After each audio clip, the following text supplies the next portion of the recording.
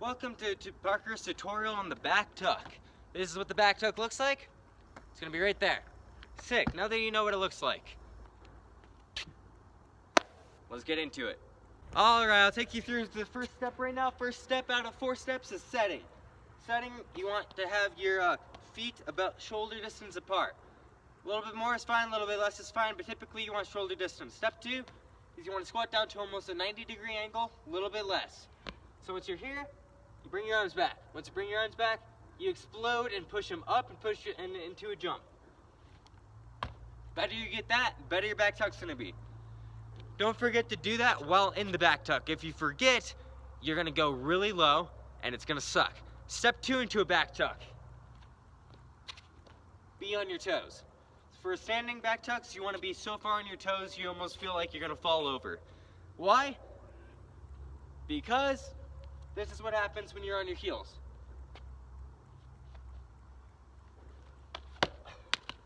Now I landed it, but it was super slow. Super slow rotating and super low to the ground.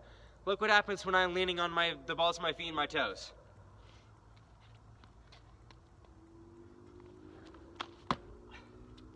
I get so much more power and so much more exploding, and it's just better for you. And trust me, I'll feel better too. Step 3, rotating backwards. Now typically when you're doing this, and I'll put a slow motion right here during it, you want to do your setting. So up. Once you set up, you want to tilt your head back just at the beginning. If you tilt your head back just at the beginning, it gets you into the flip rotation.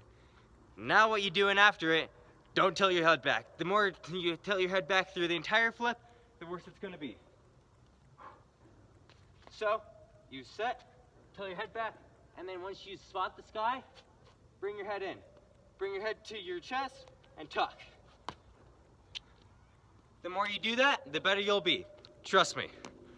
Alright, now that we have steps 1 and 2 down, let's go to step 3. Step 3 is the actual tuck. I don't want to see any of this bull. I don't want to see you tuck like this. I want to see you tuck like this. Grab just under your kneecap. You want to feel this little ridge right here on your first finger, and you want to pull it in. The more you pull it in to your chest, the faster you're going to rotate. This is why. Look at this. If I'm like this and I try to spin, it's hard and I get nowhere.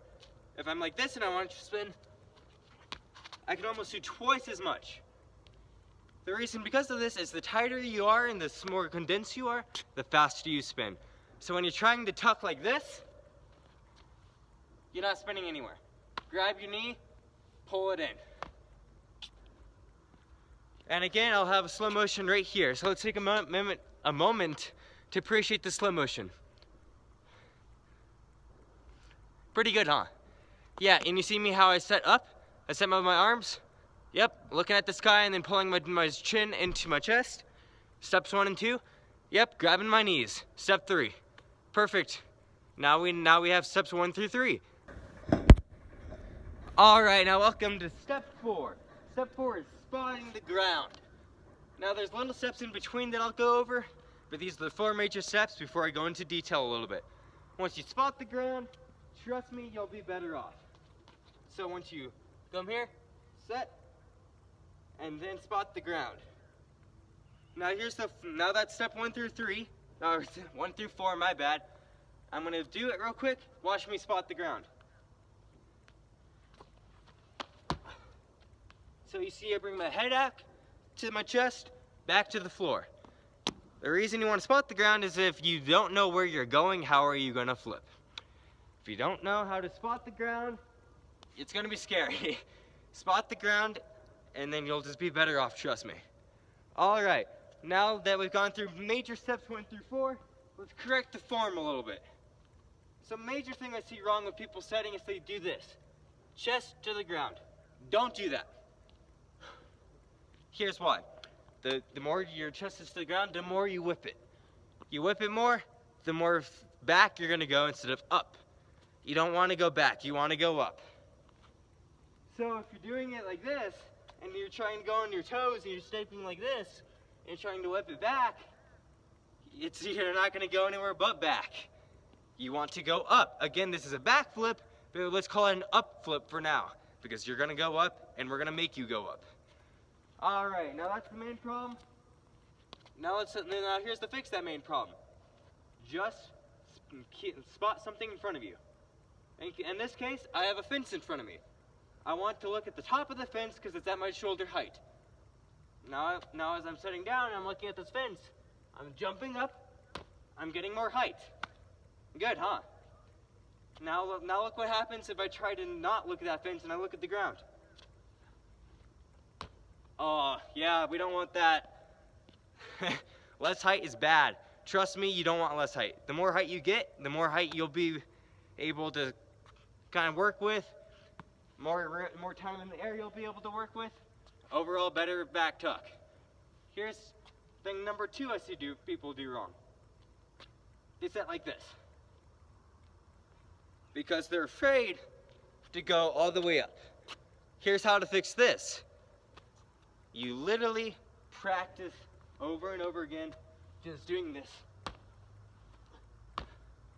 If you keep doing that, just back and back and back, just to set up, set up, set up, just over and over again, you'll get it.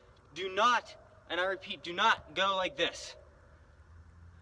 If you do that, you're not setting properly, and you're gonna go super, super low to the ground. Trust me, I've seen it happen. I've done it myself. It's no bueno, no good. So, let's go through the 2 problems we've already seen. Chest down and go like this. Don't do that. Chest up, set up. Perfect. Now that we've got that done, let's go through the problem number 3 I see. Problem number 3 I see is just don't commit. You people don't commit. You better not commit to your tricks. But you don't commit. I don't understand it. Just commit to your tricks. You commit to your tricks, you're gonna be so much better off. Committing to the trick and having confidence in your tricks is 100% of why you do the trick. If you have confidence, Galen does confidence, do my steps, you're gonna do a back tuck.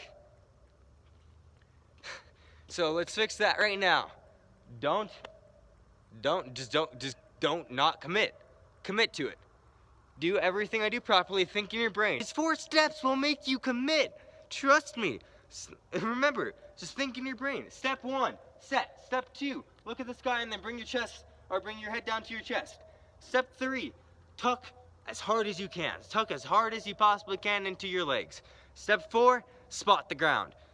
Individual steps. At the same time, you're supposed to be thinking about these steps while you're thinking of the actual steps. So while you're setting, remember, keep your chest up. Keep your arms up. And you'll do a back tuck just fine and have confidence in yourself just fine. Now here's another problem I see, and this is the worst one I've seen. This is just the worst one I've seen. People simply just not following steps. They think if they can force it around, it'll just be a back tuck. This trick is 90% form, 10% forcing it around and muscling it around. If you do the form correctly, you're gonna do a back tuck. All right? Now, let's look at some slow-mos of this trick, and I think you'll be perfect to bring these tricks along the streets, among the, pretty much anything. Literally, just streets, gyms, fences, walls, palm flips. It'll get you into cheat gainers. I can do a cheat gainer right now. I guarantee you guys want to know that trick. This trick is the main trick into learning everything else. Backflips are so cool. They bring you into castaways, they bring you into flash steps, they bring you into cheat gainers, they bring you into corks, they bring you into palm flips, anything you want to do. So let's just practice the backflip, get it good, get power, and just do well.